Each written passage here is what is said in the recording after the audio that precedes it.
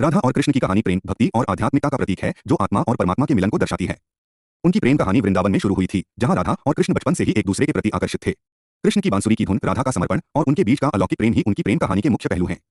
इस कथा में राधा का महत्व कृष्ण की प्रेयसी के रूप में है, और यह सिखाती है कि सच्चा प्रेम त्याग और भक्ति से परिपूर्ण होता है। बचपन और पहली मुलाकात माना जाता है कि राधा और कृष्ण का पहला मिलन वृंदावन के संकेत तीर्थ में हुआ था। इस मिलन के बाद दोनों के बीच गहरा प्रेम हो गया। कृष्ण और राधा बचपन से ही एक दूसरे के प्रति आकर्षित थे, और राधा को पहली बार देखकर ही उन्हें उनसे पूर्व जन्म का रिश्ता महसूस हुआ। रासलीला राधा और कृष्ण की प्रेम कहानी का सबसे महत्वपूर्ण पहलू उनकी रासलीला है। इस दौरान कृष्ण अपनी बांसुरी की धुन बजाते थे, और राधा और गोपियां उनके साथ नृत्य करती थीं। यह नृत्य सिर्फ शारीरिक नहीं, बल्कि आध्यात्मिक प्रेम को दर्शाता है। राधा का महत्व कुछ कथाओं के अनुसार राधा को देवी लक्ष्मी का अवतार माना जाता है, और कृष्ण को भगवान विष्णु का अवतार।